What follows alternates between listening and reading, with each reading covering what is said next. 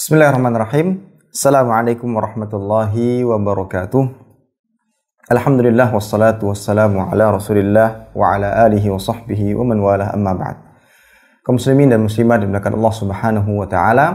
Alhamdulillah senantiasa kita panjatkan puja dan puji syukur kepada Allah Jalla wa ala atas segala kenikmatan yang Allah limpahkan kepada kita.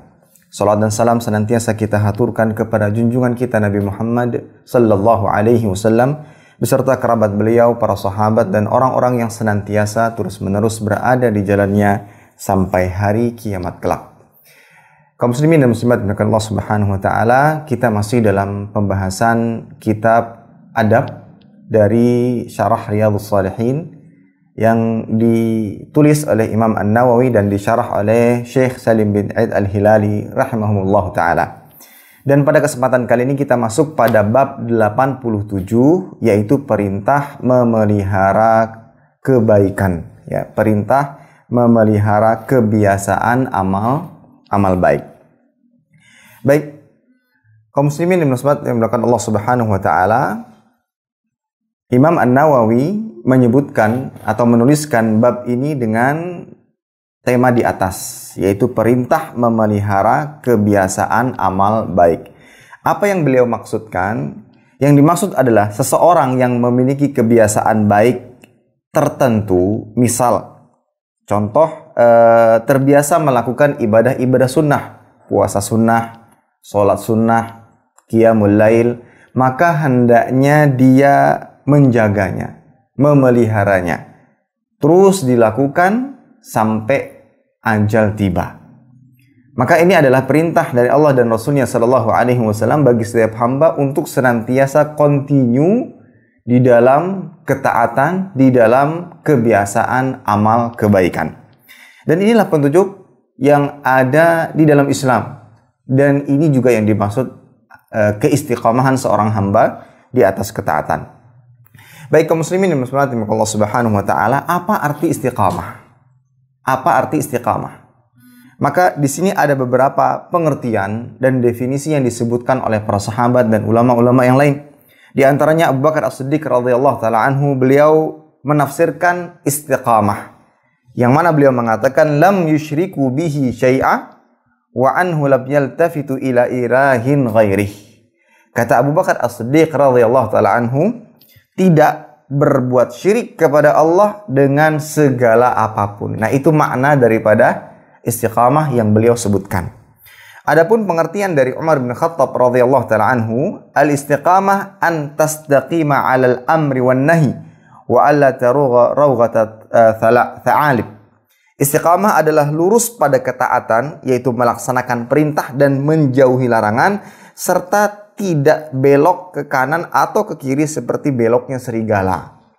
Dalam arti orang yang istiqomah itu senantiasa lurus menjalankan perintah dan menjauhi segala larangan.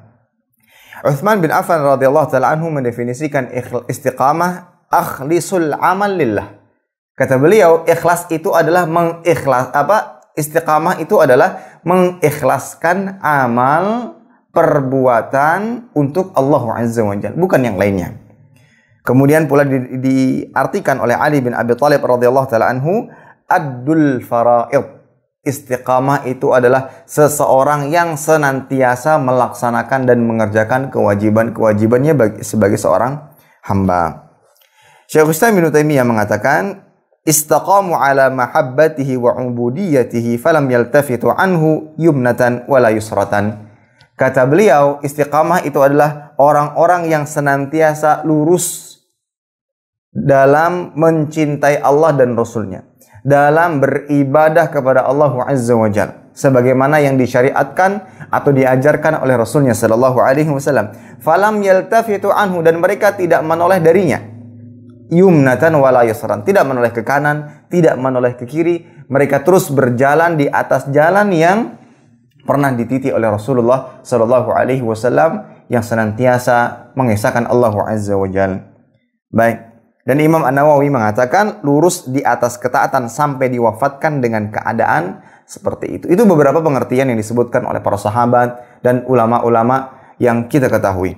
Nah, Dari pengertian-pengertian di atas, kaum muslimin dan muslimat dimuliakan Allah Subhanahu wa taala, dapat kita ambil sebuah kesimpulan bahwasanya sesuatu tidak dapat dikatakan istiqamah kecuali meliputi beberapa hal.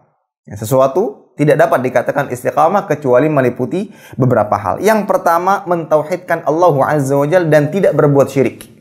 Orang yang istiqamah di atas agama adalah orang-orang yang mentauhidkan Allah Azza wa Jalla dan tidak berbuat syirik.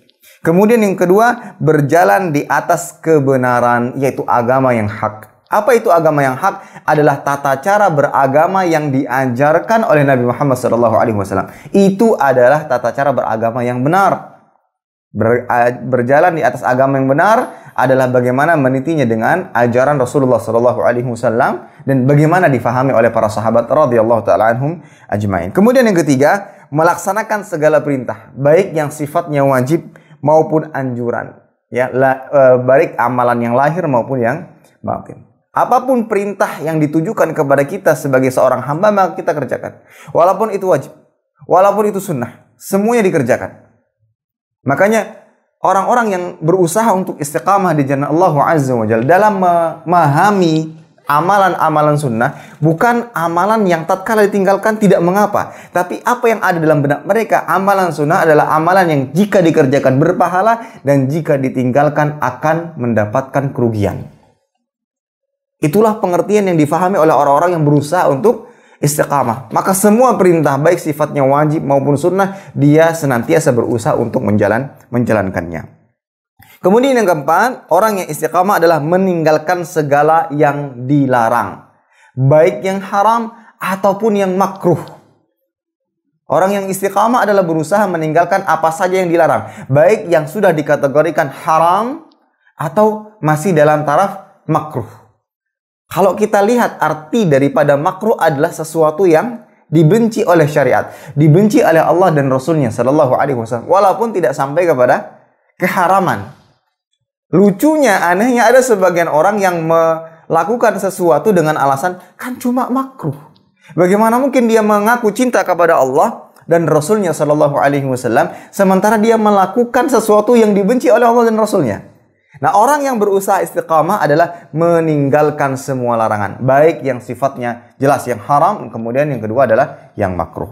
Nah, kemudian yang kelima, senantiasa continue dalam menjalankan ketaatan-ketaatan tersebut. Mentauhidkan Allah, tidak menyekutukan Allah, senantiasa mengerjakan perintah, menjauhi segala larangannya dan terus continue ya dalam melakukan hal di atas. Dan istiqamah di atas hal tersebut sampai dia meninggal dunia, tidak belok ke kanan, tidak belok. Itulah makna daripada istiqamah. Seseorang yang istiqamah harus mentauhidkan Allah dan tidak menyekutukannya, senantiasa taat kepada perintah Allah dan Rasulnya dan menjauhi larangan Allah dan Rasulnya Sallallahu Alaihi Wasallam, kemudian terus menerus di atas jalan tersebut sampai ajal menjemputnya. Dan Allah Azza wa Jalla disebutkan dalam surat Hud ayat 112 memerintahkan hamba-hamba untuk istiqamah. Allah berfirman, "Fastaqim kama umirta wa man taba ma'aka wa la tadghaw innahu bima ta'maluna basir." Yang artinya, maka tetaplah kamu pada jalan yang benar. Istiqamahlah kamu pada jalan yang benar sebagaimana yang diperintahkan kepadamu dan juga orang-orang yang telah bertaubat bersamamu. Dan janganlah kalian melampaui batas, sesungguhnya Dia Maha melihat apa yang kalian kerjakan.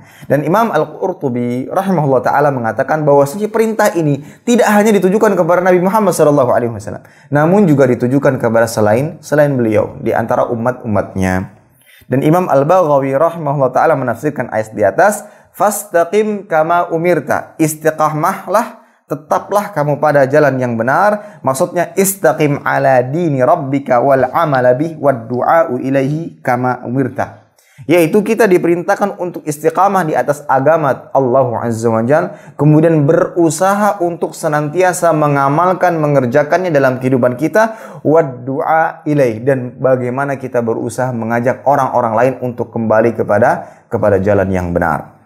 Wa man taba ma'ak, dan Siapapun yang bertaubat bersama, maksudnya siapapun yang beriman bersamamu, maka hendaknya mereka juga istiqamah. Inilah yang ditujukan kepada selain Nabi Muhammad SAW, baik yang hidup di masa beliau, itu para sahabat, kemudian para tabi'in, sampai zaman kita ini juga termasuk pada ayat di atas. Kita diperintahkan untuk senantiasa istiqamah di atas kebenaran.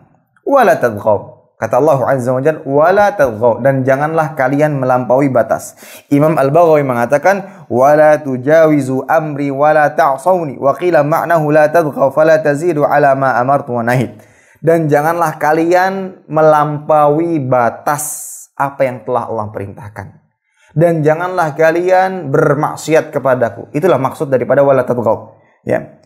Dan jangan kalian menambah-nambah apa yang Allah telah perintahkan, jangan ditambah-tambah. Dan pula jangan dikurang-kurangi, ya. Dan begitu pula apa yang terdapat di dalam larangan Allah Azza wa Jalla. Apa yang Allah perintahkan, maka itulah yang kita kerjakan, dan apa yang Allah larang, dan itulah yang kita tinggalkan, ya. Baik, innahu bima ta'maluna basir, dan Allah Azza wa Jalla Maha mengetahui apa yang dikerjakan oleh manusia. La yakhfa alaihi min a'malikum syai', yang mana tidak ada satupun yang tersembunyi dari Allah Azza wa Jalla dari perbuatan-perbuatan manusia. Bahkan apa yang dalam pikirannya, niat yang dia ingin lakukan, itu semuanya diketahui oleh Allah Azza wa Jalla. Maka ikhwatal iman azanallahu jami'an, ayat di atas menunjukkan perintah yang tegas bagi setiap muslim, setiap hamba untuk berusaha istiqamah di jalan Allah Azza wa Jalla. Dan kaum muslimin Allah Subhanahu wa taala, perlu diketahui bahwasanya ayat di atas itu di antara ayat yang begitu berat yang diemban oleh Nabi Muhammad SAW. Sebagaimana disebutkan dalam riwayat dari Ibnu Abbas radhiyallahu taala anhuma, hadis yang disahihkan oleh Syekh Albani rahimahutaala, beliau mengatakan, "Ma nuzila ala Rasulillah sallallahu alaihi wasallam ayah hiya asyaddu wa la asyaqqu min hadhil ayah alaihi." Kata Ibnu Abbas radhiyallahu taala anhu, tidak ada satu ayat pun yang diturunkan kepada Rasulullah sallallahu alaihi wasallam yang lebih berat, yang lebih susah dibandingkan ayat ini. Ya, oleh karena itu beliau ditanya oleh para sahabat, ya, qad asra'a ilaika syai'. Tatkala para sahabat bertanya kepada atau berkata kepada Nabi Muhammad SAW, ya Rasulullah, ubanmu telah banyak bermunculan, kok begitu cepatnya? Maka beliau mengatakan, syayyabatni Hudun wa akhawatuha. Beliau mengatakan, yang menyebabkanku cepat beruban itu disebabkan karena turunnya surat Hud dan surat-surat semisalnya, yang mana surat-surat tersebut menunjukkan akan perintah untuk senantiasa istiqamah di jalan Allah Azza wa Jalla. Dan ini menunjukkan ikhwatal iman bahwasanya untuk istiqamah itu bukan perkara yang mudah. Untuk bisa istiqamah di jalan Allah Azza wa Jalla itu bukan perkara yang mudah. Siapapun pasti mengalami berbagai macam rintangan tatkala dia mulai melangkah untuk istiqamah. Banyak curhatan-curhatan yang datang, Ustadz, saya sudah berusaha untuk belajar, mengenal sunnah, mempelajari agama dengan benar. Baru beberapa langkah, ternyata mulai datang hujatan. Dijauhi oleh teman-teman dekat. Yang lebih sakit adalah dijauhi oleh keluarga sendiri. Ini menunjukkan istiqamah bukan perkara yang mudah. Makanya jelas sekali Nabi SAW menggambarkan orang-orang yang bisa berpegang teguh di atas agama di akhir zaman nanti ibarat seseorang yang memegang bara api. Memang berat. Maka itu kenapa sebab Rasulullah SAW merasa berat, merasa susah tatkala mendapatkan wahyu dari Allah Azza wa Jalla, sebagaimana yang tertera dalam ayat di atas dalam surat Hud ayat 112. Karena istiqamah itu adalah perkara yang sangat sulit. Tidak mungkin didapatkan oleh seseorang yang hanya berleha-leha, yang hanya sekedar menjalankan perintah kemudian biar terbebaskan dari kewajiban begitu saja. Tidak ada usaha dan upaya untuk menjaga kualitas ibadah dan berusaha untuk mengamalkan amalan-amalan sunnah, berusaha untuk lebih berhati-hati setiap langkah ucapan yang keluar, perbuatan yang dilakukan agar tidak melanggar larangan Allah Azza wa Jalla. Ya. Orang-orang istiqamah itu senantiasa orientasi perbuatan dan kegiatan sehari-harinya adalah untuk Allah Azza wa Jalla. Itulah orang-orang yang istiqamah. Sehingga kita katakan tidaklah mudah untuk bisa istiqamah di jalan Allah Azza wa Jalla. Baik, ikhwatal iman kaum muslimin milik Allah Subhanahu wa taala, setelah Syekh Imam An-Nawawi rahimahullah taala membawakan atau menyebutkan bab di atas, yaitu memelihara kebajikan yang biasa dikerjakan, beliau membawakan beberapa ayat di dalam Al-Quran, yang mana ayat-ayat tersebut menunjukkan akan perintah bagi setiap hamba untuk istiqamah dan larangan bagi setiap hamba untuk berpaling dari ketaatan atau kebiasaan amal baik yang telah dilakukan. Baik, pada ayat yang pertama beliau membawakan ayat ke-11 dari surat Ar-Ra'd. Ya, surat Ar-Ra'd ayat ke-11. Allah Azza wa Jalla berfirman, "Innallaha la yughayyiru ma biqaumin hatta yughayyiru ma bi anfusihim." Yang artinya, sesungguhnya Allah tidak merubah keadaan suatu kaum sehingga mereka merubah keadaan yang ada pada diri mereka sendiri. Syekh Muhammad Amin As-Shinqiti rahimahullah taala, beliau menyebutkan dalam kitab Adwa Al-Bayan, beliau mengatakan, innahu la yaslubu qauman ni'matan an'amaha alaihim hatta yughayyiru ma kanu alaihi min at-ta'ah wal 'amal as-salih. Wa bayyana hadha al-ma'na fi mawadhi' ukhra ka qawlihi dzalika bi anna Allah lam yakun mughayyiran ni'matan an'amaha ala qaum hatta yughayyiru ma bi anfusihim wa anna Allah sami'un 'alim.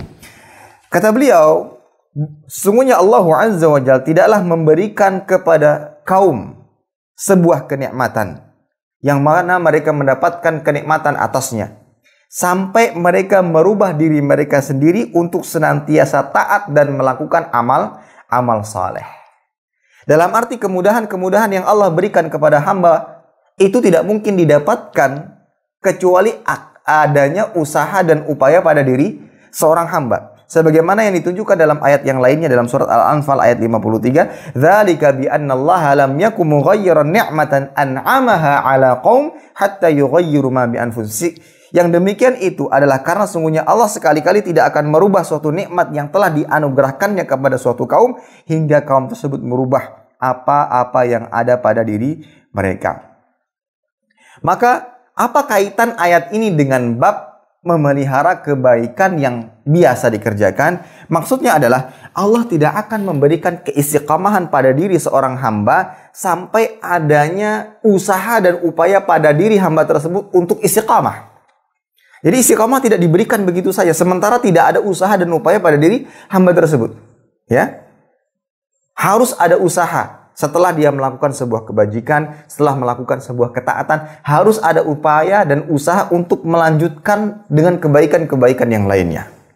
Maka pada saat itu Allah Azza wa Jalla akan berikan dia taufik, akan memberikan dia kemudahan untuk bisa beristiqamah di atas kebenaran. Makanya Ibnu Rajab Al-Hambali rahimahullah taala mengatakan, "Fa innallaha idza taqabbala 'amala 'abdin waffaqahu li'amalin salihin ba'dah." Kata beliau, sesungguhnya Allah Azza wa Jalla, ya, di antara tanda Allah menerima amalan seorang hamba adalah Allah berikan taufik baginya untuk mudah dalam melakukan ketaatan yang lainnya. Dalam arti ikhwatal iman, kaum muslimin dan muslimat yang dimuliakan Allah Subhanahu wa taala, seseorang yang ingin istiqamah itu tidak mudah. Harus ada usaha, harus ada upaya. Harus dimulai dari detik ini, saat ini juga dia berusaha untuk istiqamah di atas ketaatan kepada Allah Azza wa Jalla. Maka tatkala Allah lihat usaha dan upaya tersebut pada diri seorang hamba, Allah berikan taufik keistiqamahan untuk tetap tegar di atas agama. Ya. Sehingga ada sebagian orang-orang yang telah Allah berikan kelapangan hati, taufik di setiap langkahnya, seberat apapun ujian dan cobaan yang dia alami, yang dia hadapi, akan selalu terhias pada wajahnya senyuman. Dia akan hadapi itu dengan ketenangan hati, bukan keluhan-keluhan. Ustadz saya diginikan, Ustadz saya ginikan, saya sudah capek dan semisalnya. Orang-orang yang sudah mendapatkan keistiqamahan dan taufik dari Allah Azza wa Jalla untuk senantiasa istiqamah, dia akan senantiasa tegar dalam menghadapi berbagai macam ujian tatkala dia meniti kehidupan ini.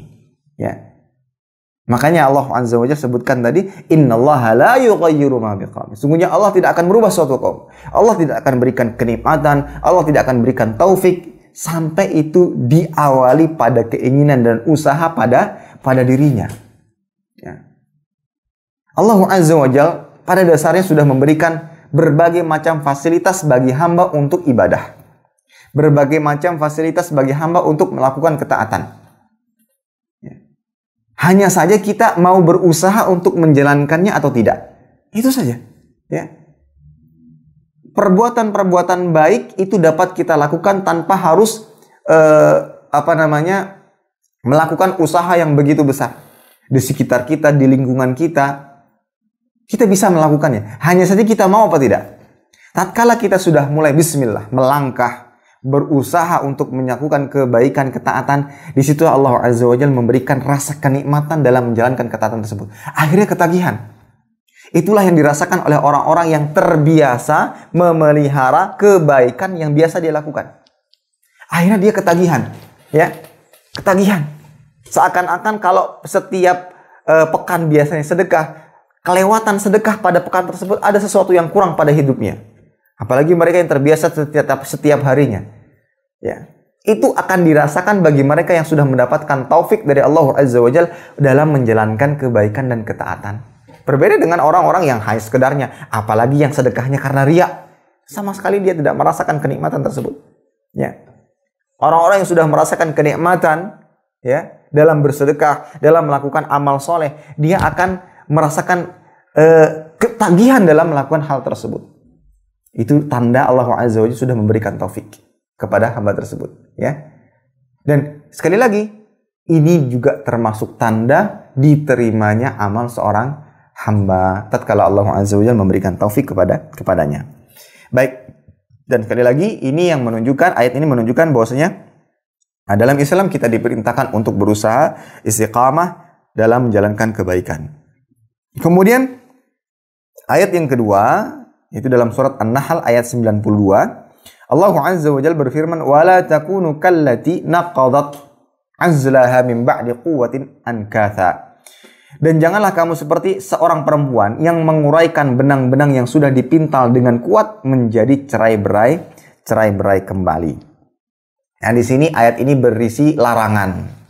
Ya, berisi larangan bagi setiap hamba, bagi setiap muslim dan muslimat. Agar tidak terjatuh kepada perbuatan-perbuatan buruk padahal telah diberikan taufik diberikan hidayah untuk melakukan perbuatan baik. Dia sudah diberikan kemudahan oleh Allah Azza wa Jalla untuk melakukan ketaatan. Namun karena satu dan lain hal, karena hawa nafsu, karena akal, karena godaan, karena pengaruh, akhirnya dia kembali kepada kebiasaan lamanya. Maka Allah Azza wa Jalla memberikan perumpamaan. Dan janganlah kalian seperti seorang perempuan yang menguraikan benang yang sudah dipintal dengan kuat. Benang yang sudah dilakukan sedemikian rupa, dan itu sesuatu yang tidaklah mudah. Perlu ketelitian, perlu kesabaran. Sudah selesai, ternyata dicerai-beraikan kembali. Ya. Untuk bisa berubah, itu memerlukan tahapan-tahapan. Ya. Memerlukan tahapan-tahapan, perjuangan. Namun tatkala dia berhasil mendapatkan kemudahan dalam menjalankan ketaatan, namun dengan mudahnya dirobohkan, dihancurkan hanya dengan satu godaan syahwat, hanya satu godaan syubhat. Nah, ini jangan sampai kita terjatuh ke dalam hal tersebut. Maka dari itu, bagaimana bisa membentengi diri dari hal-hal yang bisa menjatuhkan semangat kita dalam ibadah? Istiqamah. Ya, istiqamah. Seseorang yang sudah misalkan dalam satu harian penuh, dia isi semuanya dengan ketaatan, maka dia akan senantiasa terjaga di atas ketaatan tersebut. Namun tatkala jatuh atau kosong satu waktu dari ketaatan, maka itu adalah peluang bagi setan untuk mengarahkannya kepada perbuatan dosa dan maksiat. Maka jangan sampai sesuatu yang sudah kita bangun dengan usaha dan jerih payah yang kuat, kita hancurkan begitu saja dengan satu godaan syahwat maupun syubhat.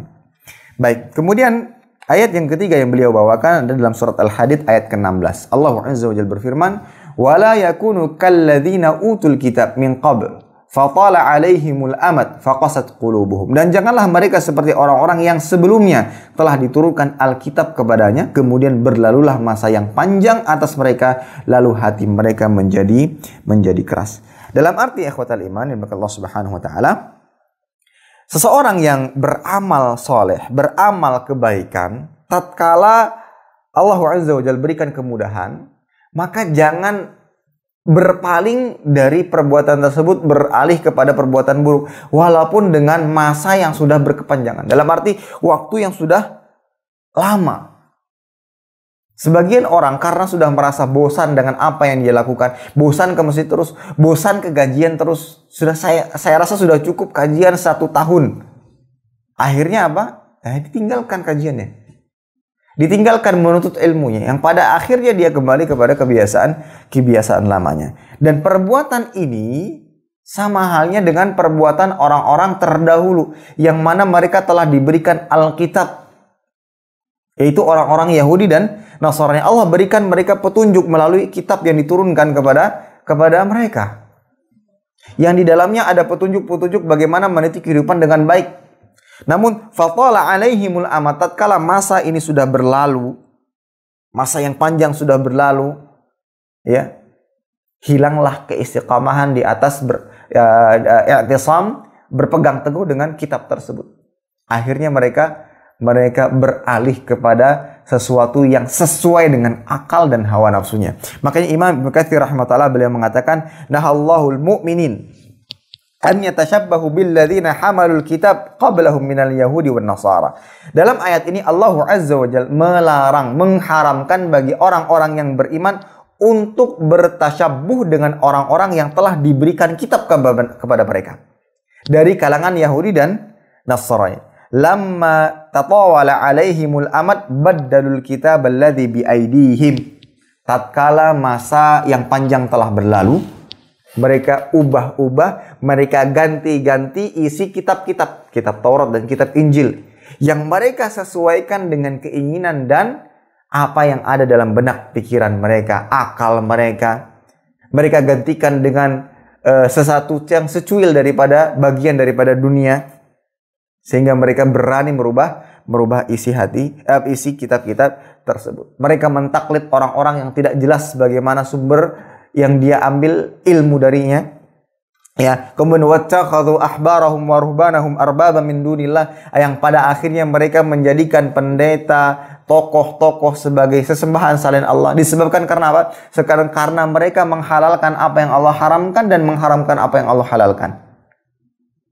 Ini disebabkan karena apa? Karena hilangnya keistiqamahan pada diri mereka. Padahal Allah Azza wa Jalla telah memberikan taufik, memberikan petunjuk bagi mereka berupa Alkitab, baik Taurat ataupun Injil. Maka dari itu kita dilarang untuk bertasyabbuh dengan mereka. Ya, maka di sini bahayanya hilang keistiqamahan pada diri seorang hamba. Seseorang yang berada di atas kebiasaan buruk, ya, itu peluang untuk mendapatkan hidayah dan keistiqamahan itu cenderung mudah dibandingkan seseorang yang sudah mendapatkan hidayah, mendapatkan petunjuk, berusaha untuk taat, kemudian dia kembali kepada kebiasaan lamanya untuk kembali lagi pada keistiqamahan hidayah, bisa dikatakan jauh lebih sulit dibandingkan yang sebelumnya. Kenapa? Karena dia mungkin sudah merasakan, saya bosan melakukan itu semuanya. Ternyata ketaatan yang selama ini saya lakukan tidak bisa menjadikan saya kaya raya, tidak bisa menjadikan saya terhormat di pandangan masyarakat. Maka hati-hati seseorang yang kembali lagi kepada keburukan lamanya, yang sebelumnya telah diberikan petunjuk oleh Allah Azza wa Jalla. Ini bahayanya orang yang hilang keistiqamahan pada dirinya. Dan ini bentuk tasyabbuhnya kepada orang-orang Yahudi Nasrani, yang mana pada dasarnya mereka telah mendapatkan kitab yang di dalamnya ada petunjuk dari Allah Azza wa Jalla bagaimana meniti kehidupan dengan benar. Namun setelah panjangnya masa yang mereka lewati, akhirnya muncul rasa kebosanan pada diri mereka. Mereka tinggalkan, mereka ubah-ubah isi kitab tersebut sesuai dengan keinginan mereka, yang pada akhirnya rusaklah agama. Ya, semuanya terdorong kepada hawa nafsu dan akal manusia. Inilah yang tidak diinginkan. Maka dari itu Allah Azza wa Jalla melarang, ya, mengecam dengan keras perbuatan tersebut. Dan ini sekali lagi bahayanya seseorang kehilangan keistiqamahan di dalam menjalankan kebaikan. Nah, kemudian berikutnya dalam surat Al-Hadid ayat 27, "Fama ra'auha haqqa ri'ayati", lalu mereka tidak memeliharanya dengan pemeliharaan yang semestinya. Ikhwatal iman azanallahu jami'an. Ayat ini ditujukan kepada orang-orang Nasara, yang mana mereka merubah keaslian ajaran yang telah dibawa oleh Nabi Isa alaihissalam. Ya, ini adalah kecaman kepada orang-orang Nasrani.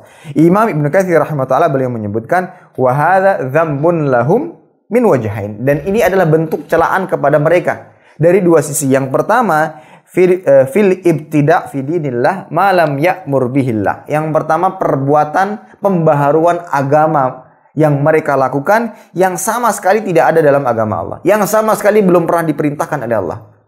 Jadi sebenarnya perkara perbuatan baru dalam agama, dalam ibadah, itu sebenarnya sudah dilakukan sebelumnya oleh orang-orang Nasrani, yang mana mereka merubah-rubah isi kitab, yang mana mereka merubah-rubah tata cara ibadah kepada Allah Azza wa Jalla, yang pada akhirnya menjadi kesyirikan dan kekufuran, munculnya akidah trinitas dan yang lainnya. Kemudian celaan yang kedua, ya, fi adami qiyamihim bimal tazamu mimma za'amu annahu qurbatan yuqarribuhum ila Allah. Yang kedua adalah hilangnya keistiqamahan dalam beribadah kepada Allah Azza wa Jalla, yang pada akhirnya mereka ubah menjadi sebuah perbuatan yang kemudian perbuatan tersebut diyakini sebagai bentuk atau cara mendekatkan diri kepada Allah. Padahal tidak. Ini disebabkan karena mereka dorongan mereka adalah hawa nafsu. Nah, ini ada dua celaan. Yang pertama perbuatan bid'ah, yang kedua adalah perbuatan kehilangan keistiqamahan disebabkan karena tadi mereka termakan oleh akal dan hawa nafsu. Nah, adapun perintah untuk istiqamah dan bahaya kehilangan istiqamah yang ditunjukkan dalam hadis, beliau bawakan sebuah hadis yang diriwayatkan oleh Imam Bukhari dan Muslim dari Abdullah bin Amr bin As radhiyallahu taala anhuma. Beliau mengatakan kepada Rasul, qala li Rasulullah sallallahu alaihi wasallam. Rasulullah sallallahu alaihi wasallam mengatakan kepadaku, ya Abdullah, wahai Abdullah, la takun mithla fulan, janganlah engkau seperti fulan. Kana yaqumul laila fataraka qiyamal lail. Janganlah engkau seperti fulan. Dulu dia salat malam. Dalam arti Allah Azza wa Jalla berikan dia kemudahan dan petunjuk untuk salat malam. Fataraka qiyamal lail. Kemudian setelahnya dia tinggalkan salat malam. Nah, ikhwatal iman. Dalam hadis ini Nabi Shallallahu alaihi wasallam memberikan petunjuk kepada Abdullah bin Amr bin As untuk senantiasa memelihara kebiasaan amal baik, yaitu apa? Salat malam. Ya, salat malam. Sehingga diceritakan oleh Hafsah, Nabi Shallallahu alaihi wasallam pernah mengatakan mengenai Abdullah bin Amr bin As. Beliau mengatakan, "Ni'mar rajul Abdullah, law kana yusalli bil lail, qala Salimun fakana Abdullah la yanam minal laili illa qalila." Sebaik-baik orang adalah Abdullah. Maksudnya di sini adalah Ibnu Umar. Seandainya ia mau melaksanakan sholat malam, Salim mengatakan, seandainya ia mau melaksanakan sholat malam. Maka setelah itu Salim mengatakan, setelah dikatakan perkataan tersebut, maka Abdullah bin Umar tidak pernah lagi tidur sepanjang malam kecuali hanya sedikit. Dalam rangka menjaga kebiasaan baiknya, yaitu sholat malam. Ya, sholat malam. Dan ini adalah petunjuk Nabi, hadjun Nabi Shallallahu alaihi wasallam kepada kita semua untuk senantiasa kontinu dan memelihara perbuatan baik yang biasa dilakukan dan istiqamah di atasnya. Dan ketahuilah ikhwatal iman, perbuatan inilah yang dicintai oleh Allah. Jangan dilihat dari banyaknya atau sedikitnya perbuatan tersebut, namun yang dilihat dari apa? Terus-menerusnya dalam melakukan amalan kebaikan tersebut. Sebagian orang merasa bangga dengan banyaknya amalan yang dia lakukan. Saya setiap malam sholat malam sekian rakaat. Saya baca Quran setiap malam sekian juz. Membanggakan diri dengan perbuatan tersebut, dengan banyaknya amalan yang dia lakukan. Namun tidak kontinu. Berbeda dengan orang yang mungkin sedikit, namun kontinu, dan itu jauh lebih dicintai oleh Allah Azza wa Jalla. Kenapa? Karena orang tersebut akan Allah berikan taufik untuk senantiasa melanjutkannya sampai ajal tiba. Ya, sebagaimana sabda Nabi sallallahu alaihi wasallam, "Ahabbul a'mal ila Allah taala adwamuha wa in qalla." Amalan yang sangat dicintai oleh Allah Azza wa Jalla adalah yang senantiasa terus-menerus dilakukan. Wa in qalla, walaupun itu sedikit. Ya. Walaupun itu sedikit.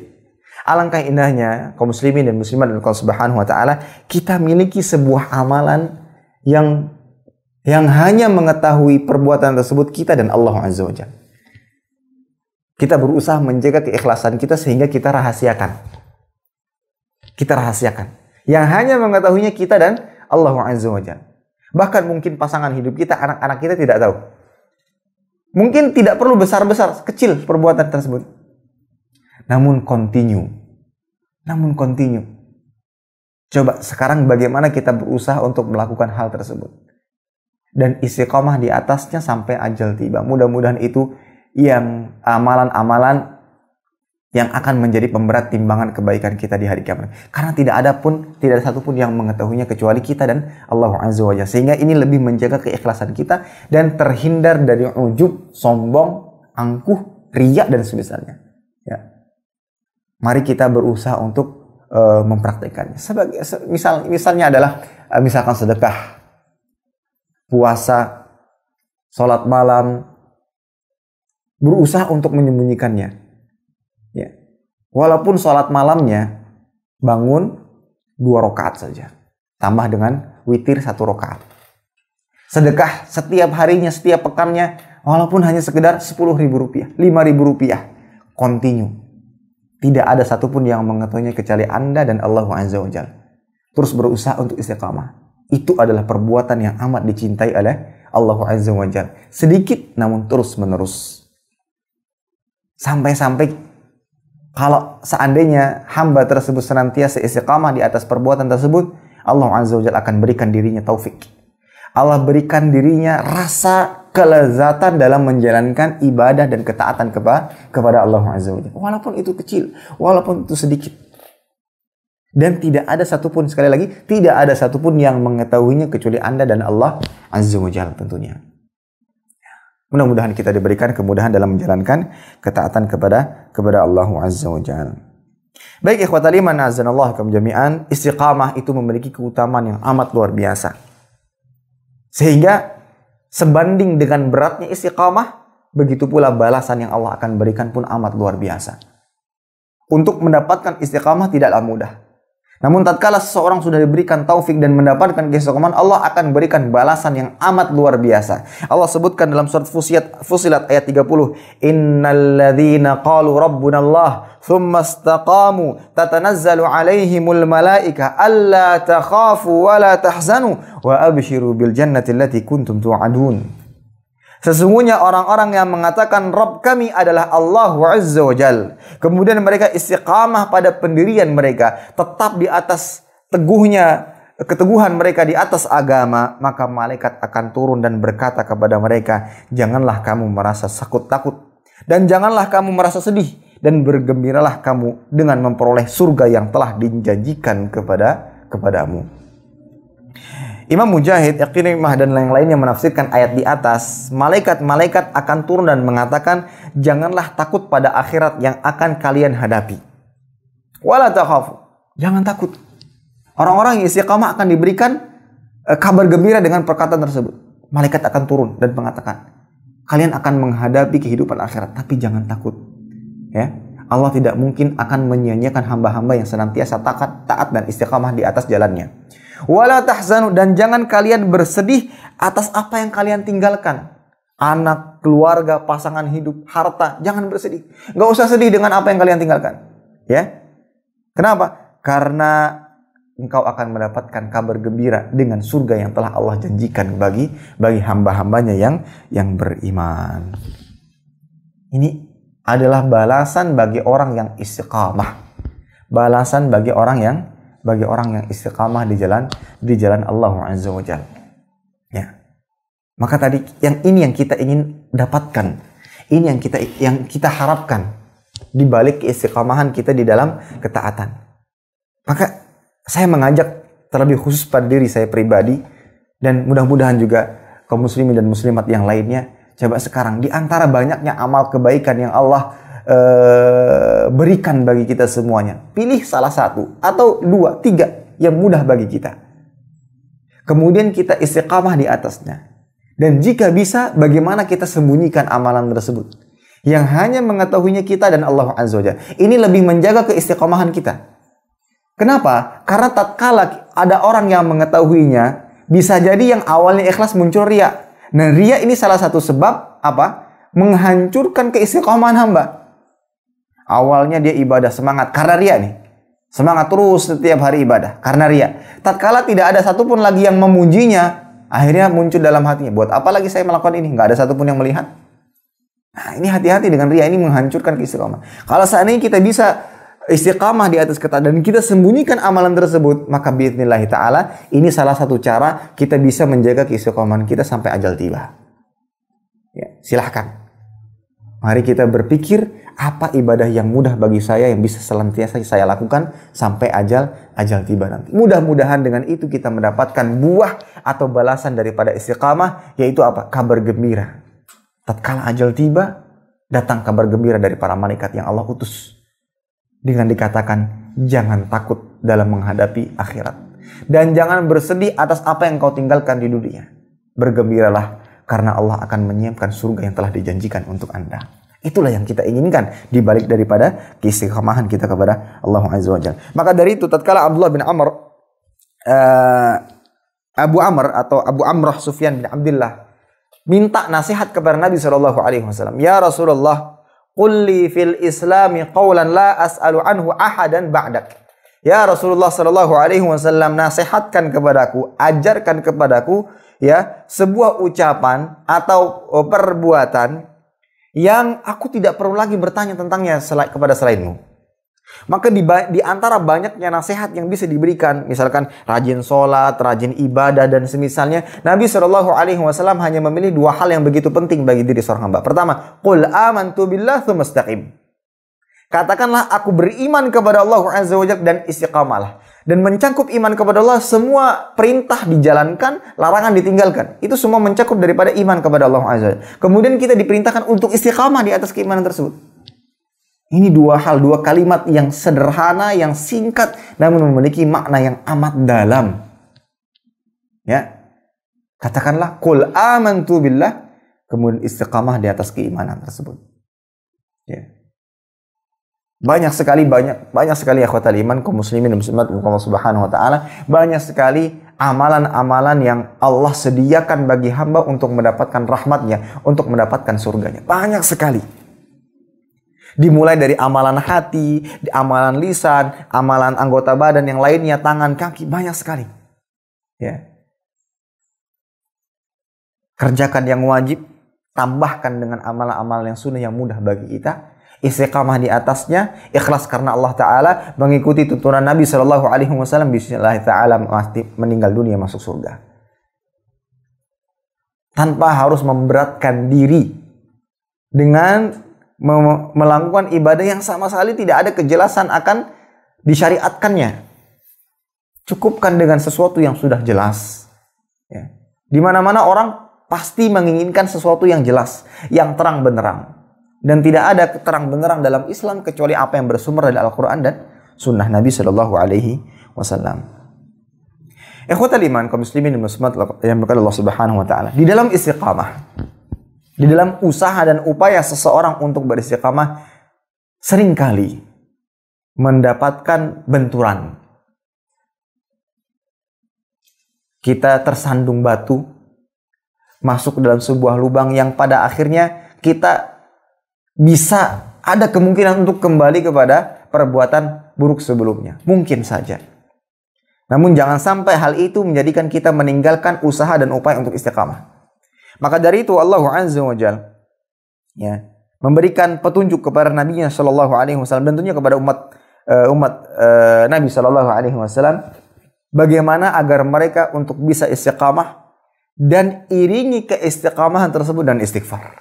Allah sebutkan di dalam surat Fussilat ayat ke-6, qul innama ana basyarun mithlukum yuha ilayya annama ilahukum ilahu wahid fastaqimu ilaihi wastaghfiru. Katakanlah wahai Muhammad bahwasanya aku adalah seorang manusia seperti kalian. Hanya saja diwahyukan kepadaku bahwasanya Rabbmu adalah Rabb yang Maha Esa, itu Allah Azza wa Jalla.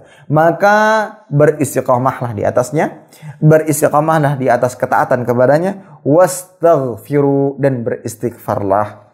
Ibnu Rajab Al-Hambali rahimahullah beliau mengatakan ayat di atas memerintahkan kita untuk istiqamah dan meminta ampun kepada Allah Azza wa Jalla.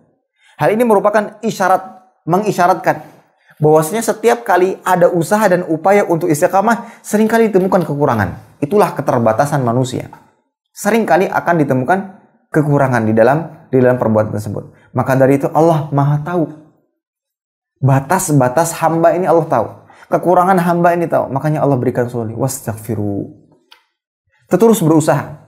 Terus berupaya. Tatkala mulai tergelincir, terjatuh, terduduk kembali selama berjalan di atas ketaatan, beristighfarlah. Bangkitlah kembali dan lanjutkan perjalanan Anda untuk menggapai istiqamahan.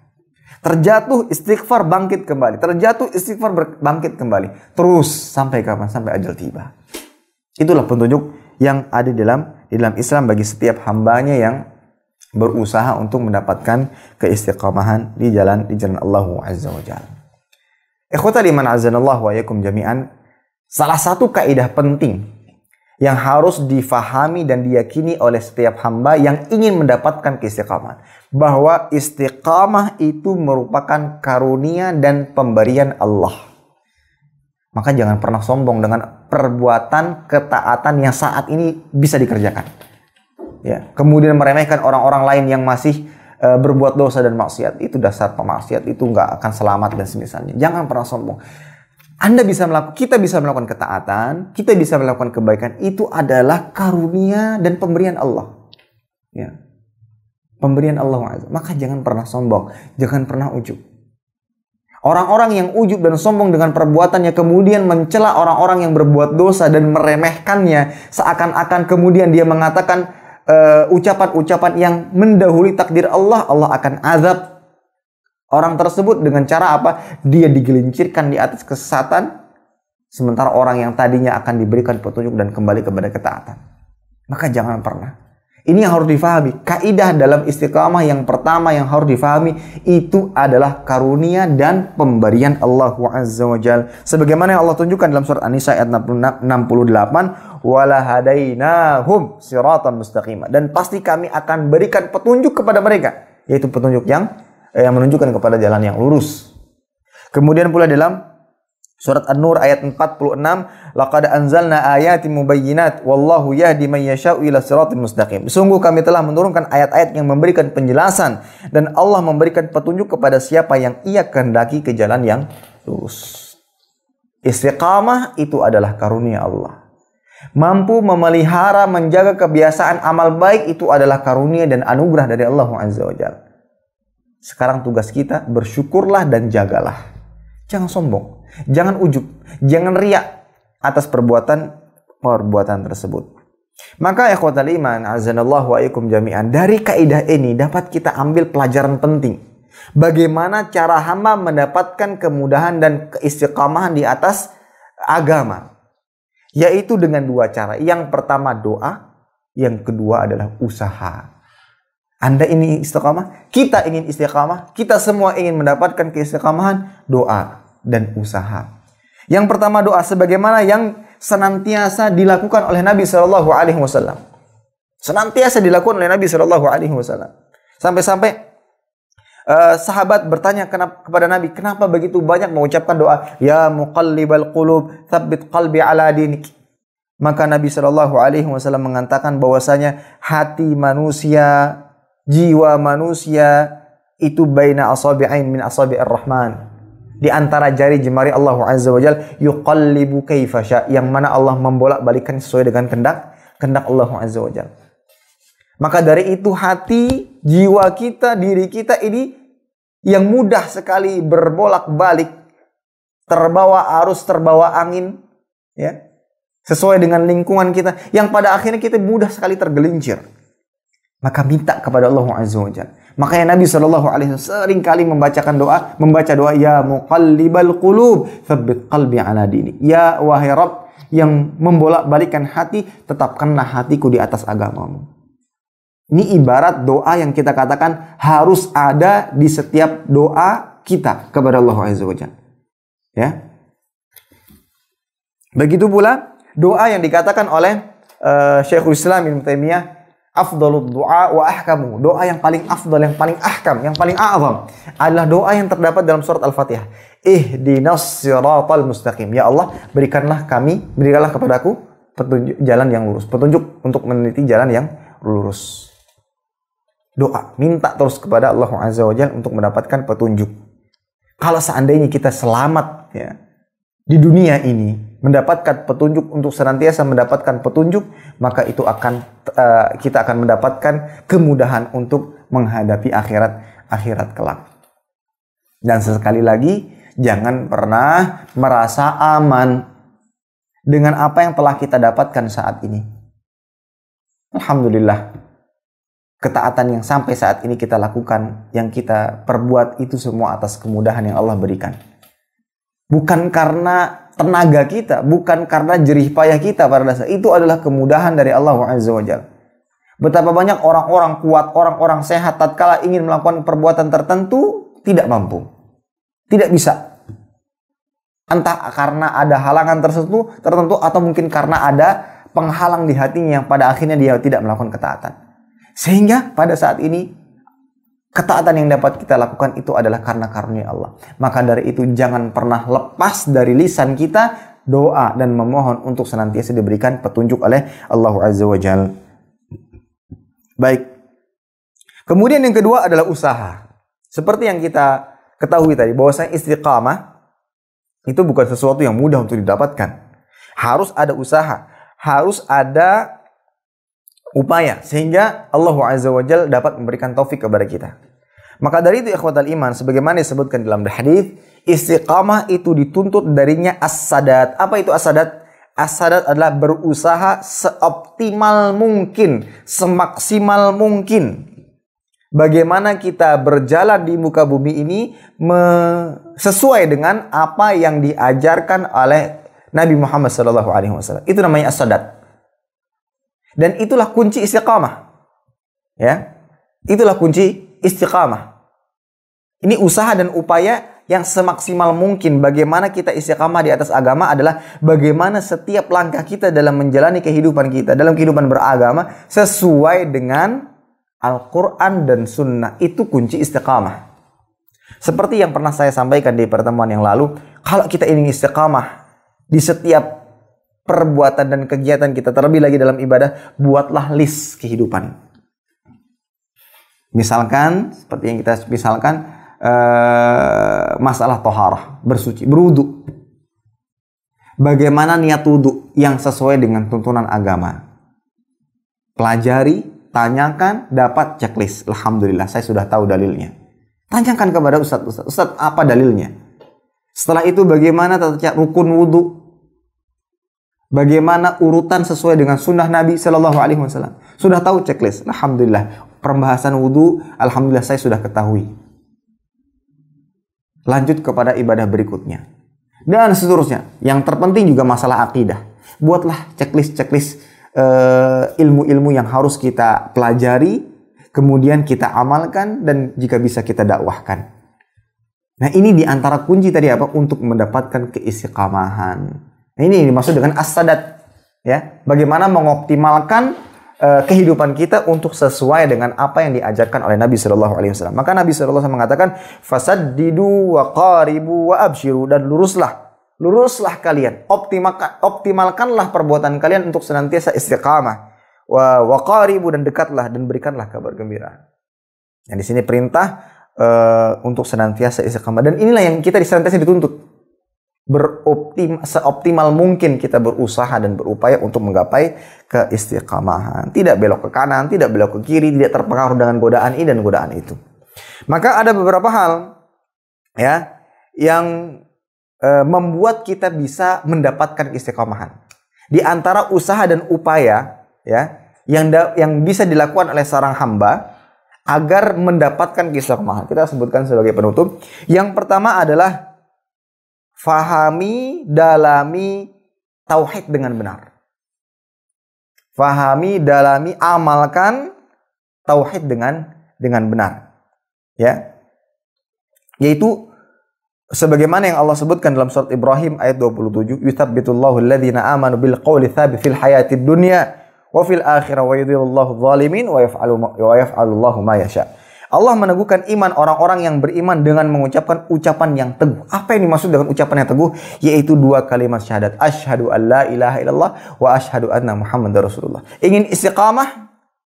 Silahkan buka kembali pembahasan tentang 2 kalimat syahadat. Pelajari, tanyakan kepada ahli ilmu tentang 2 kalimat syahadat. Fahami betul-betul. Ya, fahami betul-betul.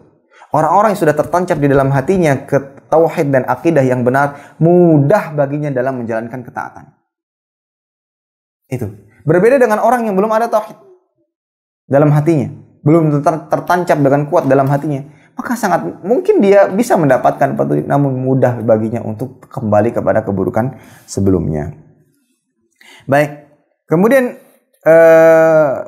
ini perlu diketahui kenapa kita perlu belajar tauhid. Ya. Karena pada dasarnya ikhwatal iman azanallahu kum jami'an, pokok keistiqamahan hamba itu letaknya di mana? Di hati. Sebagaimana sebagaimana Rasulullah sallallahu alaihi wasallam bersabda, "La yastaqimu imanu 'abdin hatta yastaqima qalbu." Tidak akan istiqamah iman seorang hamba sampai istiqamah hatinya.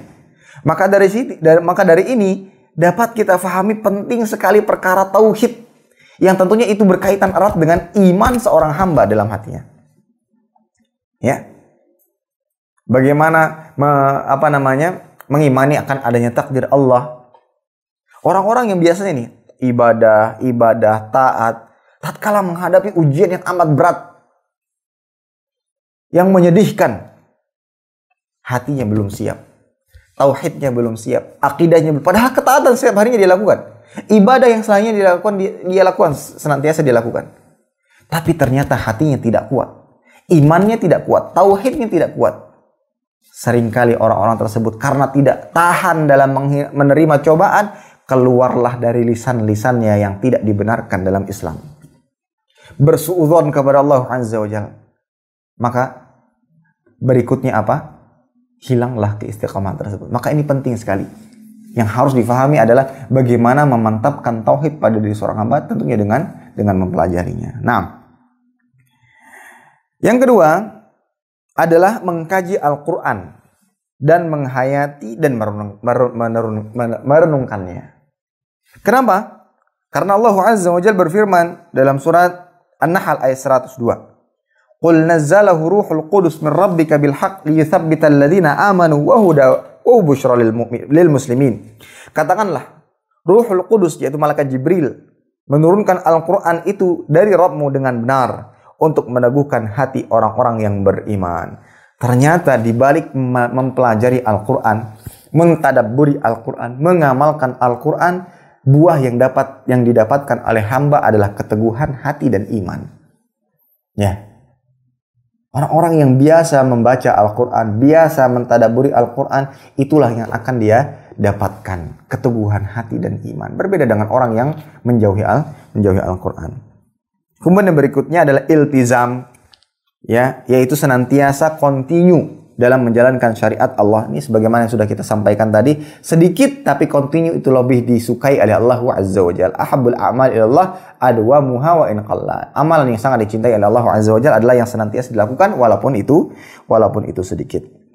Nah, ini dan yang terpenting pula yang keempat adalah cari lingkungan yang baik. Cari lingkungan yang baik. Bagi mereka yang masih berencana untuk membeli rumah, mencari kontrakan, mencari sewaan, ya, maka ini dapat dilakukan. Coba cari, perhatikan. Ini lingkungannya baik apa tidak? Dekat dengan masjid apa tidak? Kira-kira lingkungan tersebut mendorong saya untuk taat apa tidak? Kemudian dilihat bagaimana penduduk sekitarnya, bagaimana orang-orangnya. Ini harus diperhatikan, ya. Lingkungan yang baik, teman yang baik, itu sangat berpengaruh sekali terhadap keistiqomahan hamba. Sebagaimana Allah Azza wa Jalla perintahkan dalam surah At-Taubah ayat 119, "Ya ayyuhalladzina amanu taqullaha wa kunu ma'as shadiqin." Wahai orang-orang yang beriman, bertakwalah kepada Allah dan hendaknya kalian bersama orang-orang yang jujur, orang-orang yang baik, orang-orang yang benar. Setelah Allah perintahkan untuk bertakwa, Allah perintahkan untuk bersama orang-orang yang jujur, yang benar. Kenapa? Karena bersama mereka ini akan mendorong kita untuk bertakwa. Ya. Iya. Sangat besar sekali peran seorang sahabat, kerabat, tetangga yang baik kepada keistiqomahan kita. Contoh sederhananya saja, walaupun tetangga nggak nyuruh kita sholat, nggak ngajak kita sholat, tapi tetangga-tetangganya suruh, ya, azan dikumandangkan, mereka keluar ke masjid. Mudah-mudahan kita bisa kembali merasakan kondisi normal, sholat berjamaah di situ sebagaimana biasanya tanpa ada rasa takut. Amin. Setiap hari tetangga lewat, azan dikumandangkan lewat, itu akan memberikan pengaruh kepada kita. Kita lihat setiap hari 5 waktu lewat. Walaupun mereka tidak mengajak, itu akan memberikan pengaruh, dorongan. Akhirnya kita terbawa, ya, untuk melaksanakan hal yang sama. Walaupun tidak satupun ucapan yang mereka ucapkan kepada kita. Ini penting sekali, namanya lingkungan. Ini diantara usaha dan upaya kita untuk mendapatkan keistiqomahan. Dan jangan pernah menguji iman. Saya lingkungan manapun oke lah, iman saya kuat. Jangan pernah. Manusia itu sangat mudah tergelincir. Ya, maka dari itu cari lingkungan yang baik. Yang belum menikah, cari pasangan yang baik. Selektif sekali dalam masalah mencari pasangan yang baik. Bagaimana tanya kepada teman-temannya, bagaimana kehidupannya, bagaimana tatkala berbicara, bagaimana tatkala menghadapi permasalahan ini dan ini. Tanyakan, cari informasi.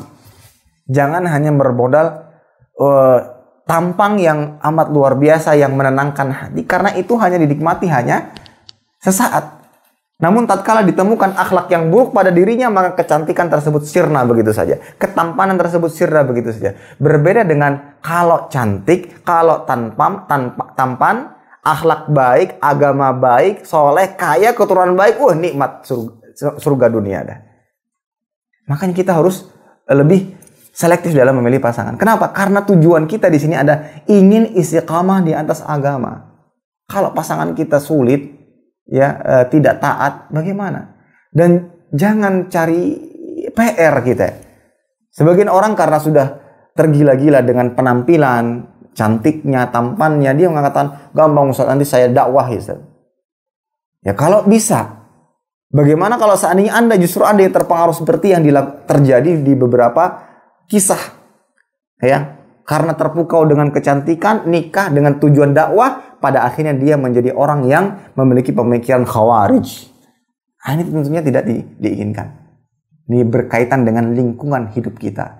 Pertama lingkungan keluarga, lingkungan bertetangga, lingkungan sekolah, lingkungan pekerjaan, sahabat dekat. Itu diantara penunjang kita bisa istiqomah ataukah tidak. Keistiqomahan hamba itu berbanding lurus dengan di mana dia tinggal, bersama siapa dia tinggal, bersama siapa dia bertetangga. Ya, ini adalah beberapa upaya yang dapat kita lakukan untuk bisa mendapatkan keistiqomahan. Wallahu taala alam bisawab.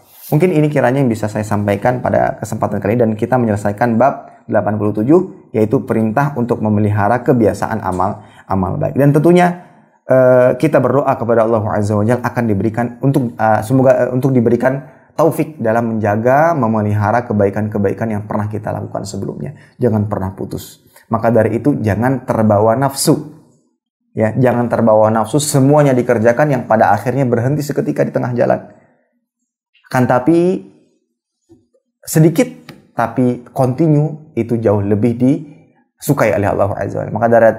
Maka dari itu, seperti yang saya pesankan untuk diri saya pribadi dan kita semuanya, silahkan kita mencari amalan-amalan yang mudah bagi kita, yang bisa kita continue di atasnya, dan kita rahasiakan yang hanya tahu kita dan Allah Azza wa Jalla. Mudah-mudahan itu salah satu usaha agar mendapatkan rahmat Allah dan mendapatkan surganya. Wallahu ta'ala alam bisawab.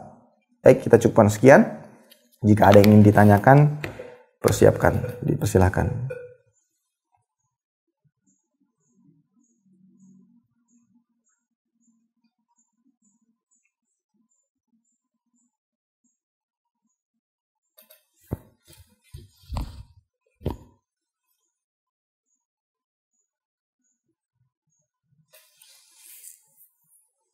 Ada pertanyaan? Oke.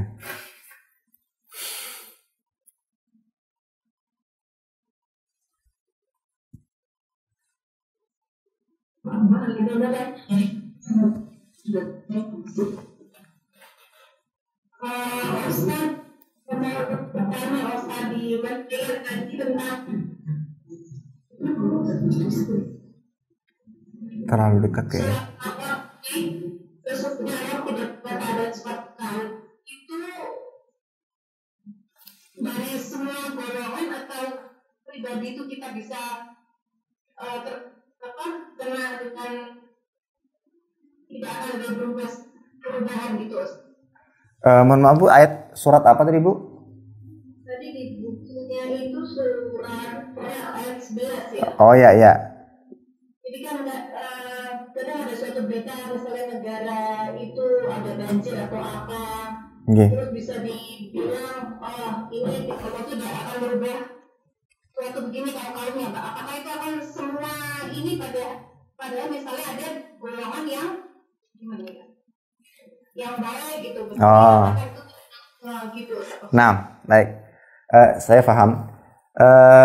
Baik, berkenaan tentang Allah Azza wa Jalla memberikan nikmat, memberikan azab itu tidaklah didapati kecuali oleh sebab tangan mereka sendiri.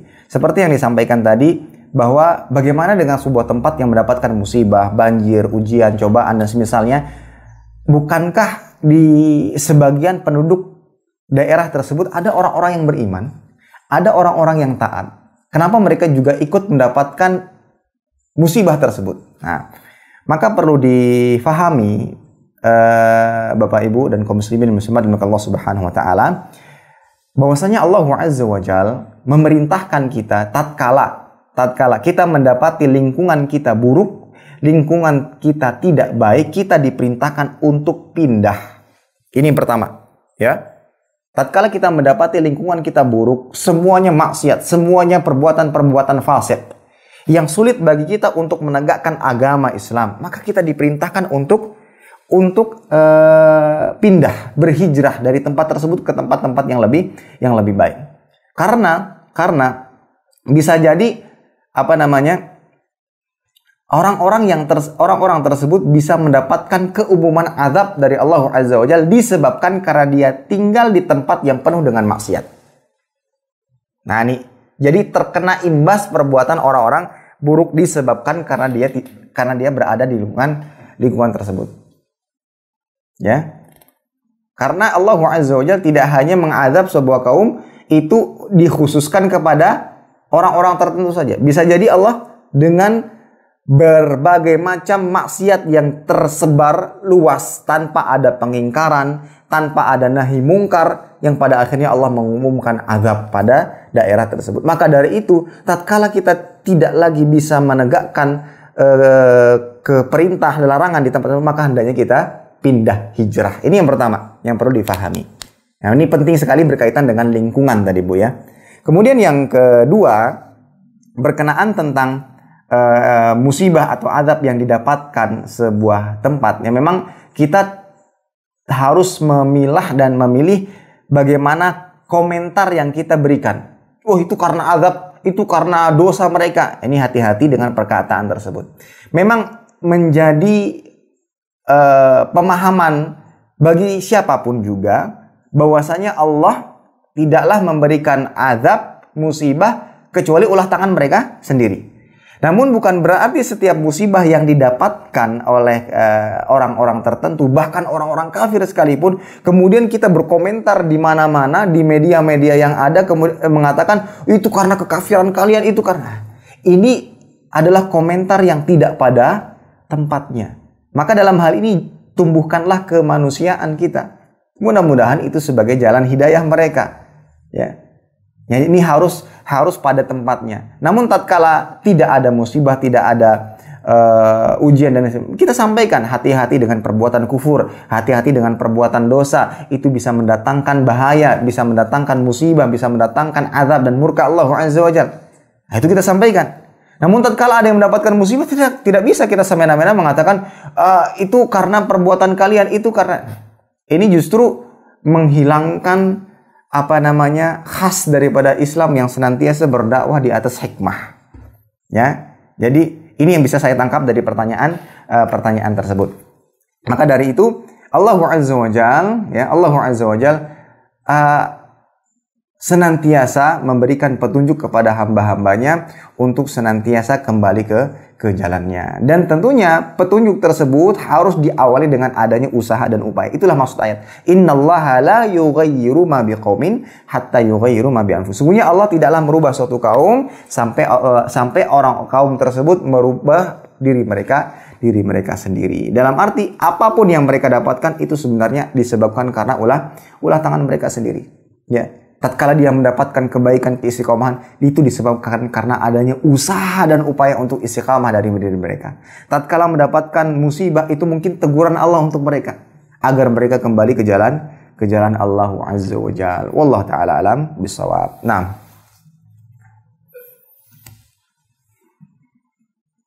Ustaz, tentang hadis tadi bisa diganti kata-katanya mungkin ke akhir Ustaz, tentang yang asyadda tadi Ustaz, yang maksimal mungkin berusaha ya. Terus kan Ustaz memberi saran checklist apa yang kita lakukan dari misalnya wudhu. Apakah kita maksudnya sambil mengecek satu persatu kewajiban kita tapi sambil melakukan yang sunnah sudah termasuk berusaha beristiqomah Ustaz? Ya. Baik. Tadi pertanyaan bagus berkaitan tentang bagaimana langkah-langkah kita untuk berusaha istiqamah. Nah, langkah-langkah kita untuk istiqamah. Dan tentunya ini semua dibutuhkan ilmu. Sebagaimana perkataan Umar bin Abdul Aziz yang pernah kita katakan, "Man 'abadallaha bighairi ilmin kana ma yufsidu aktsar mimma yuslih." Orang yang beribadah kepada Allah tanpa ilmu lebih banyak mendatangkan kerusakan dibandingkan kebaikan. Maka dari itu keistiqamahan kita pun harus dilandasi dengan ilmu. Orang-orang yang ibadah terus tapi bukan di atas ilmu, maka itu bukan keistiqomahan yang diinginkan. Ibadahnya tidak sesuai syariat, ibadahnya tidak sesuai tuntunan, itu sama sekali bukan keistiqomahan yang dimaksud dalam syariat agama. Ibadah-ibadah kita, keistiqomahan di atas ketaatan, keistiqomahan di atas perbuatan baik ibadah mahdhah atau ghairu mahdhah, semuanya harus dilandasi dengan ilmu. Maka dari itu maksud saya, ya, coba di antara bentuk evaluasi diri kita untuk bisa mendapatkan keistiqomahan, kita coba buat checklist tadi. Kita terus beribadah. Kewajiban kita dikerjakan. Namun ini di antara langkah kita berupaya untuk coba kita mereview kembali, mengulang kembali pelajaran-pelajaran tata cara ibadah yang kita lakukan. Di sini misalkan checklist tentang tauhid. Ini masalah fikih tentang kaitannya dengan kewajiban hamba. Wudunya, sholatnya, puasanya, yang mau haji, yang mau umroh, ibadah lainnya. Buat checklist. Dari hal-hal sedetail mungkin. Mau sholat misalnya. Kita kan khawatir, sholat saya selama ini sudah sesuai dengan tuntunan apa belum? Nah itu. Padahal kita ingin istiqamah untuk terus sholat. Wajib jelas, sunnah juga dikerjakan. Kita ingin istiqamah di atas perbuatan tersebut. Tapi yang diinginkan itu adalah istiqamah di atas ibadah yang sesuai dengan tuntunan syariat. Ini yang dimaksud dengan sadat tadi. Mengoptimalkan ibadah, ketaatan, perbuatan baik yang sesuai dengan tuntunan syariat agama. Sesuai dengan Al-Quran dan Sunnah. Tadi makanya di antara langkah kita tadi membuat checklist. Contoh misalnya sholat. Niat sholat. Bagaimana niat sholat yang benar? Tanyakan. Sudah dapat tahu dalilnya? Alhamdulillah, checklist.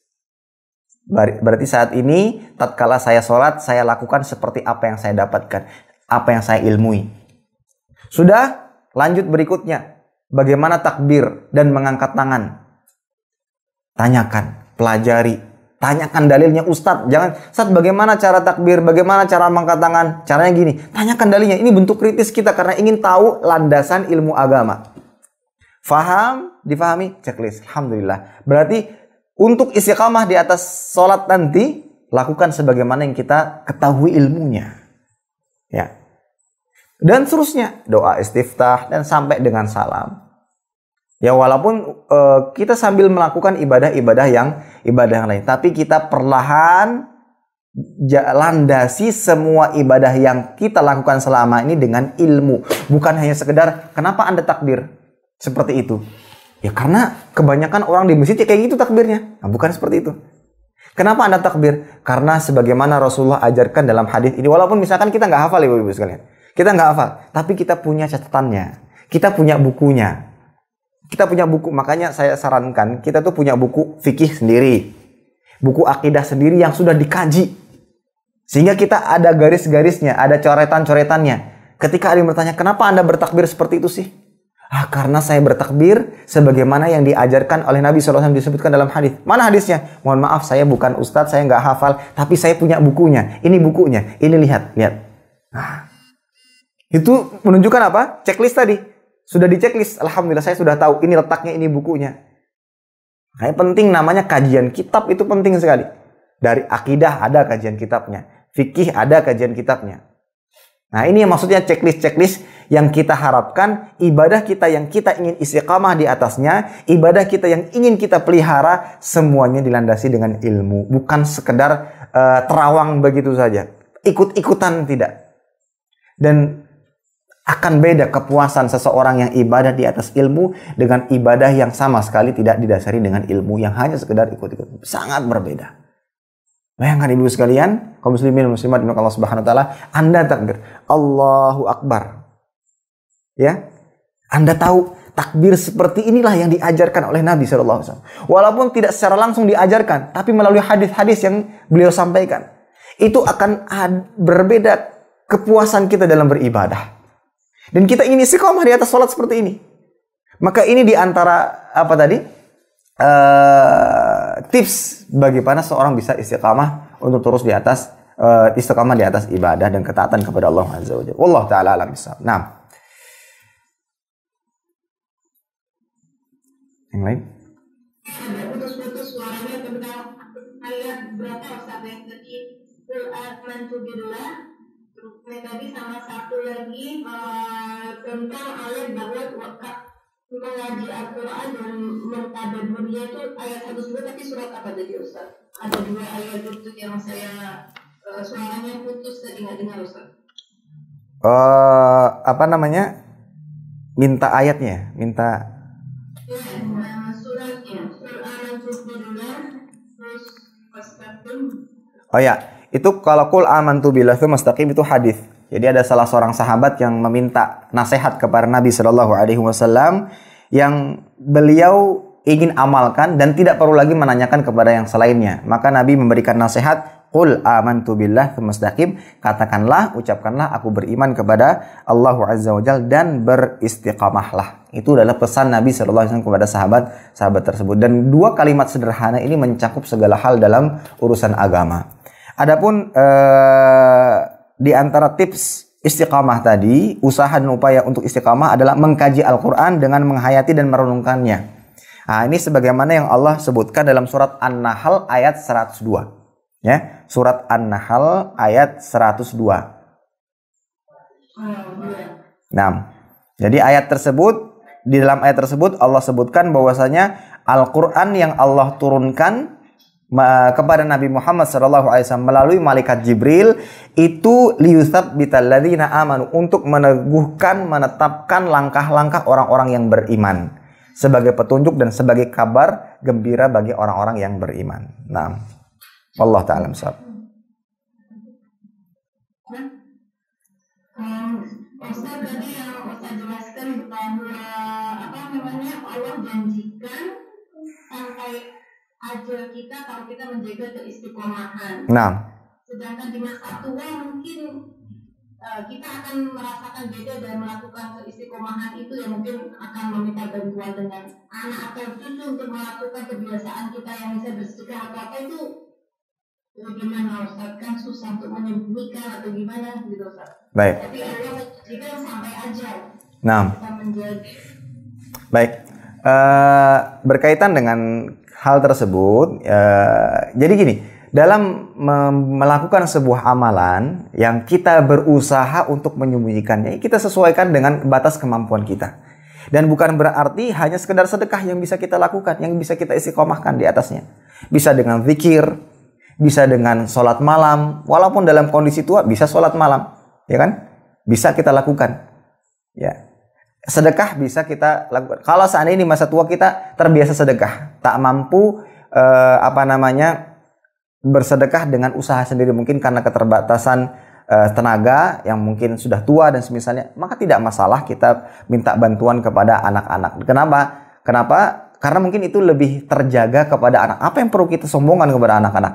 Seperti itu. Berbeda dengan kita berikan di tengah kaum muslimin yang lainnya, apalagi sebagian orang mau disebut nama-namanya di masjid misalnya. Nah, maka ini lebih mendorong seorang untuk bisa riya. Akan tapi kalau seandainya kepada anak, saya rasa tidak masalah, karena untuk apa juga kita sombongkan kepada anak, dan bisa jadi ini sebagai pendidikan kepada anak. Nak miliki perbuatan yang baik yang senantiasa dilakukan sampai tua, sampai ajal tiba. Jadi tidak masalah, ya. Dan cari amal-amal, jangan cuma satu, tapi amalan yang lain yang mudah dikerjakan dan kita berusaha untuk istiqamah di atasnya. Dan jika bisa kita sembunyikan. Jika bisa kita sembunyikan sesuai dengan kemampuan kita. Wallahu ta'ala bishawab. Kenapa harus disembunyikan, Ibu? Ya, kenapa harus disembunyikan? Sebenarnya kalau ditampakkan pun bukan berarti haram. Seorang ingin sedekah biar kelihatan orang, dilihat orang, bukan berarti perbuatan tersebut haram, tidak.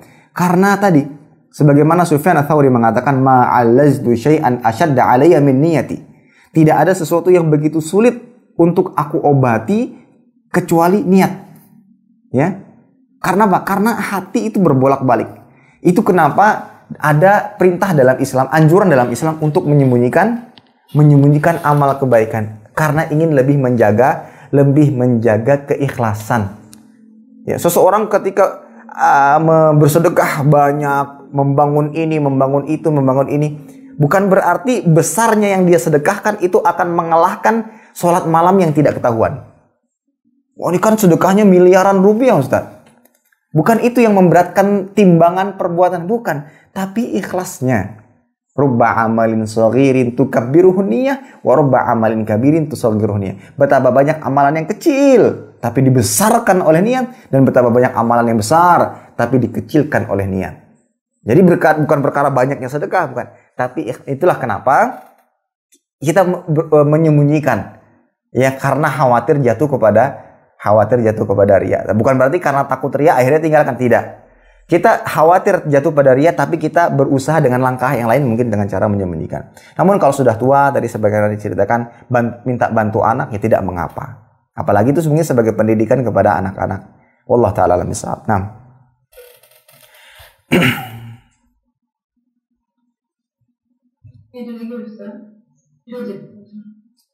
Ada? Ya Ustaz. Assalamualaikum.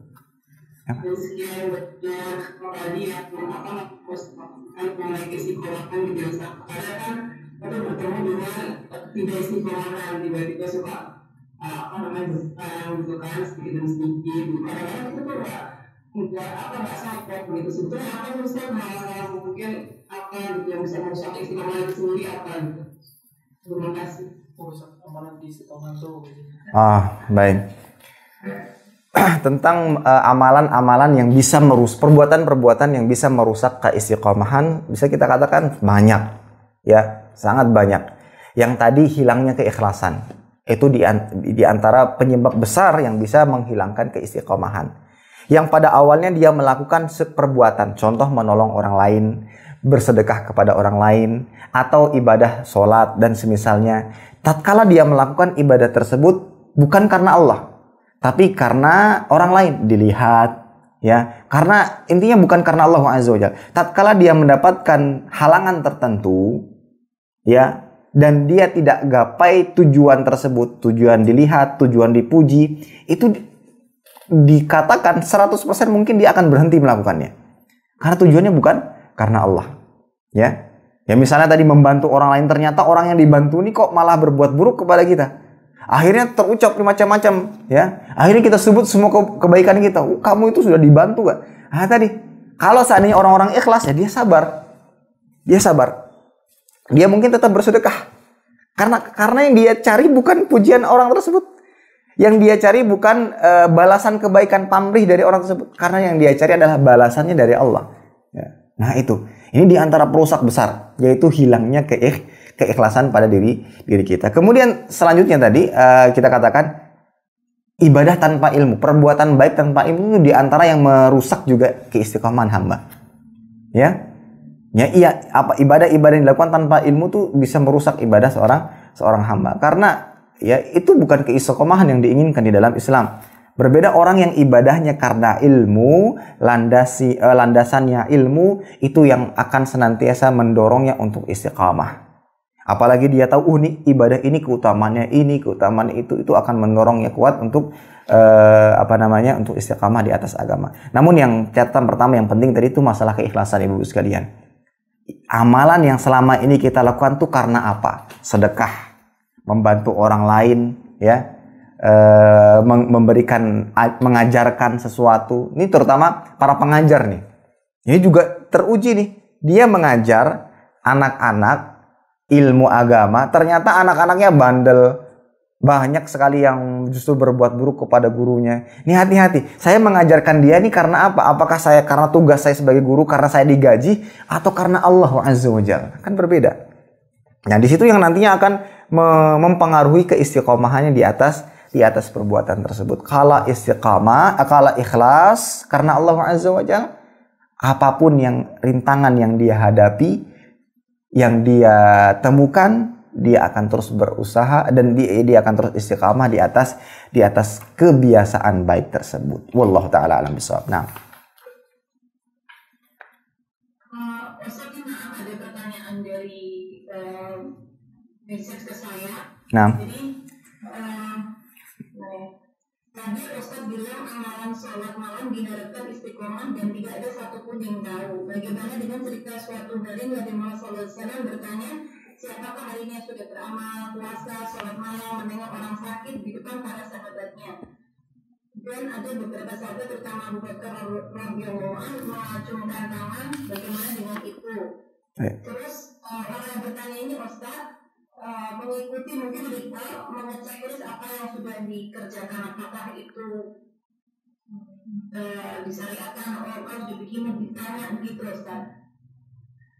Apa yang kedua? Gimana Bu yang kedua? Yang tersebut bertanya tadi tentang cerita Rasulullah, dia ini mengikuti suatu ritual, upaya ritual itu mengecek list apa yang sudah dikerjakan supaya mungkin. Oh, ya. Baik. Mungkin untuk pertanyaan yang pertama. Baik. Untuk yang pertama berkenaan tentang hadis yang mana Nabi Shallallahu Alaihi Wasallam bertanya kepada sahabat-sahabatnya, maka kita katakan bukan berarti Nabi Shallallahu Alaihi Wasallam mengajarkan kepada sahabat-sahabatnya untuk ujub atau untuk riya atas perbuatan yang pernah dilakukan, apalagi berkaitan siapa yang sholat malam ini, siapa yang sudah bersedekah. Nabi Shallallahu Alaihi Wasallam bukan dalam rangka mengajarkan sahabat-sahabatnya untuk ujub, untuk riya. Tapi nilai pendidikan yang diajarkan Nabi Shallallahu Alaihi Wasallam adalah sholat malam itu sendiri. Bagaimana mendorong sahabat-sahabat yang lainnya untuk bisa bersemangat dan termotivasi untuk sholat malam. Yang pada akhirnya kita pun merasakan faidah dari hadis tersebut, yang mana kita terdorong untuk mencontoh, menteladani sahabat-sahabat yang mulia. Ya, Abu Bakar As-Siddiq dan yang lainnya, yang mana mereka keras dalam semangat dalam beribadah kepada Allah Azza wa Jalla. Nah, ini jangan disalahpahami kemudian kita melakukan hal tersebut karena ingin dilihat, ya, tidak. Jadi tujuan Nabi Shallallahu Alaihi Wasallam ini sebagai pendidikan. Tujuan Nabi Shallallahu Alaihi Wasallam sebagai pendidikan. Namun di sisi lain, Nabi Shallallahu Alaihi Wasallam sebagaimana disebutkan dalam hadis, 7 golongan yang akan mendapatkan naungan yang tidak ada naungan pada hari kiamat kecuali dengan Allah adalah seseorang yang bersedekah, fa'akhfah, kemudian dia sembunyikan sedekah tersebut. Yang mana la ta'lamu shimaluhu ma tunfiqu yaminu, yang mana tangan kirinya nggak tahu apa yang disedekahkan oleh tangan. Kan itu istilah orang yang berusaha untuk menyembunyikan amal kebaikannya. Maka dari itu pesan atau hadis-hadis di atas ini menunjukkan di satu sisi kita diwajibkan untuk ikhlas, itu jelas. Namun di satu sisi kita diperbolehkan untuk menampakkan dan diperbolehkan untuk menyembunyikan. Kapan diperbolehkan untuk menampakkan?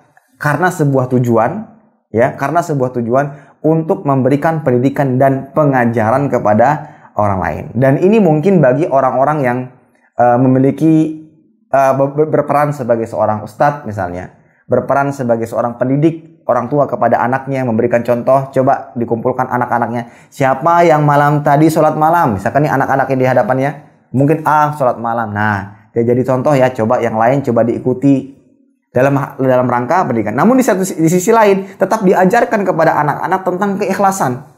Nah, jadi orang yang ingin menampakkan amal perbuatannya dalam rangka pendidikan, maka dia harus waspada dengan riya.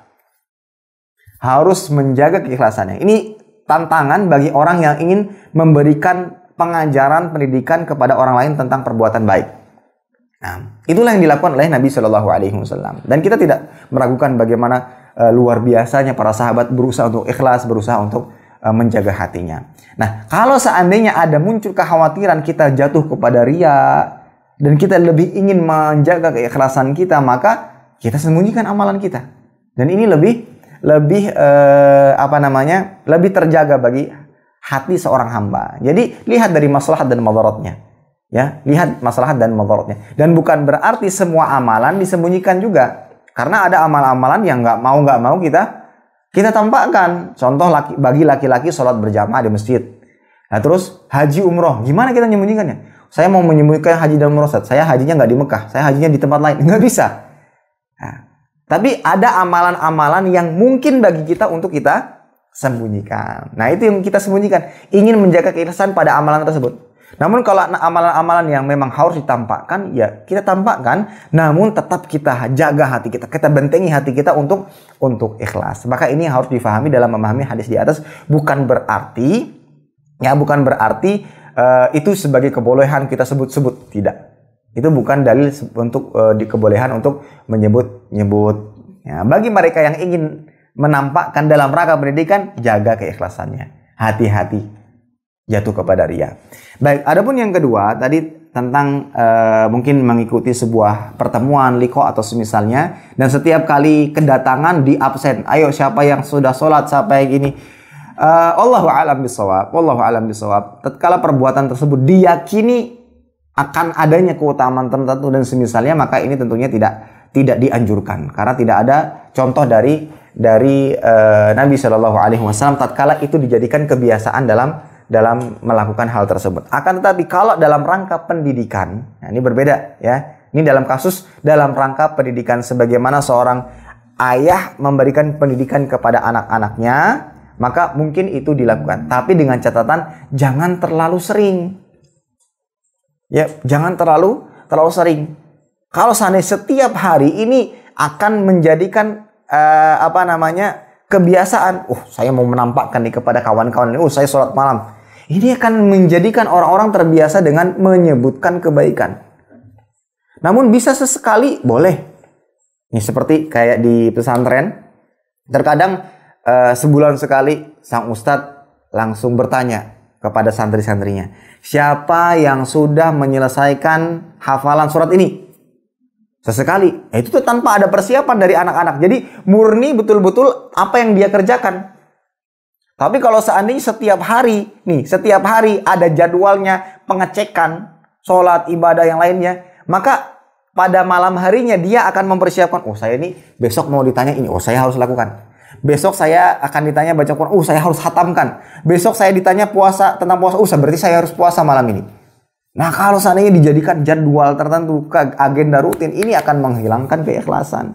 Nah, ini saya sangat tidak disarankan untuk dilakukan. Tapi kalau ingin bentuk pendidikan, ya bisa dilakukan, tapi jangan terus-menerus. Ya, bisa buat kejutan, tiba-tiba seorang pendidik menanyakan kepada didikan-didikannya, langsung tanya, ayo siapa yang sudah ini, itu boleh. Tapi kalau jadikan rutin, ini kan menghilangkan keikhlasan para yang dididik untuk senantiasa menjaga keikhlasan. Wallahu taala alam bisawab. Nah,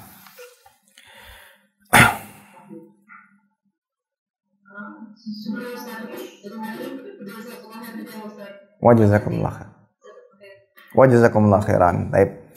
Alhamdulillah, dengan ini kita selesai kajian tentang memelihara kebaikan yang biasa dikerjakan, dan mudah-mudahan Apa yang selalu kita harapkan, apa yang selalu kita minta kepada Allah Subhanahu wa taala adalah keistiqamahan di atas kebaikan. Di antara kebaikan yang kita lakukan adalah menuntut ilmu agama, dan mudah-mudahan kita diberikan keistiqamahan untuk senantiasa belajar dan menimba ilmu agama. Wallahu ta'ala bishawab. Kita tutup dengan doa qabla majelis. Subhanakallahumma bihamdika asyhadu an la ilaha illa anta astaghfiruka wa atubu ilaik. Assalamualaikum warahmatullahi wabarakatuh.